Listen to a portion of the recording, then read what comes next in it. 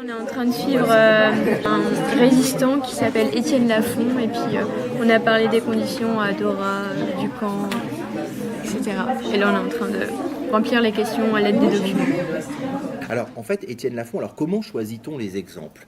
Eh bien, déjà, en fait, on ne pourrait pas raconter l'histoire des 9000 Français, tout simplement parce que, alors, on a parfois quelques bribes d'informations, tu vois, ce sont des événements qui ont lieu il y a 70 ans, mais l'histoire oublie vite, hein, en fait, c'est-à-dire que depuis l'histoire, depuis, par exemple, la préhistoire, il y a beaucoup d'êtres humains qui sont passés sur la Terre et beaucoup d'êtres humains ont été oubliés.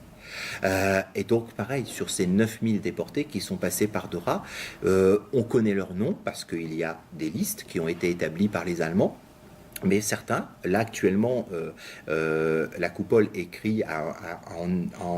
met en œuvre la rédaction d'un dictionnaire biographique des 9000 Français qui ont été déportés à Dora. Mais pour certains, leur notice est extrêmement courte, tout simplement parce que ces gens n'ont pas forcément écrit, n'ont pas forcément été interviewés et ont laissé très peu de traces dans les archives. Donc en fait, on peut étudier, donner leur parcours, mais véritablement comprendre ce qu'ils ont vécu, c'est compliqué.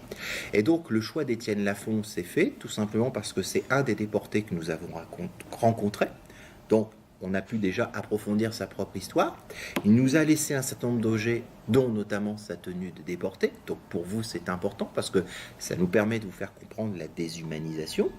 Mais en plus de cela, il a écrit un livre. Et donc avec ce livre, on a déjà aussi plus de contenu. Donc ça nous permet, lorsque je vous explique cette histoire, de rendre Étienne Lafond plus humain, puisque je connais un certain nombre de ses histoires, certains événements de son histoire personnelle.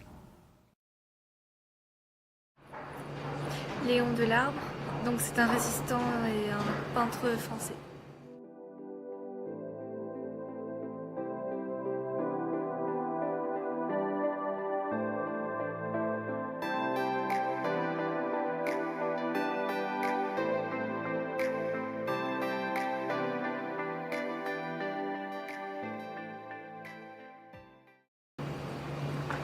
Et les photographies? C'était celle de Walter Frentz, donc c'est le photographe d'Hitler. Et pourquoi Walter Frentz venait faire un reportage à Dora?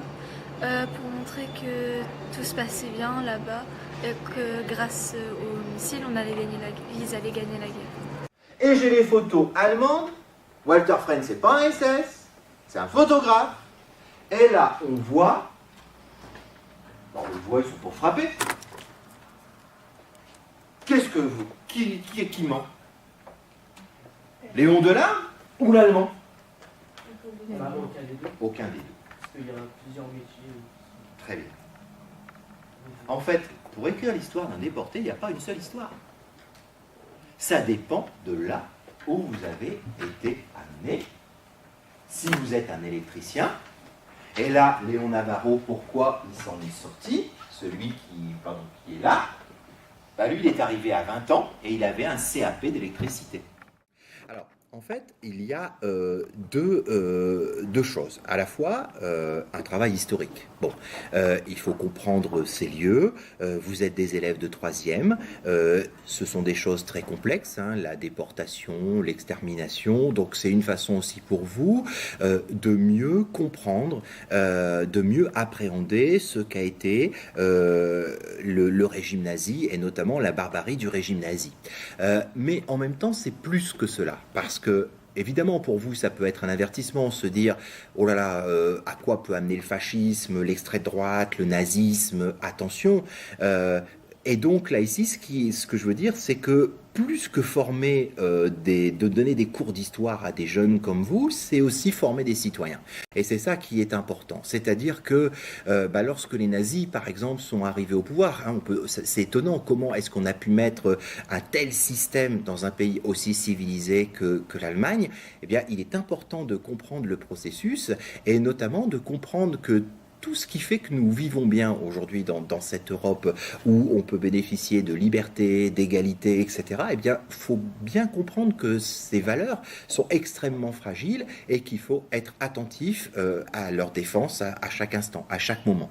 Donc, en fait, c'est plus qu'une leçon d'histoire, c'est aussi une leçon de formation à la citoyenneté.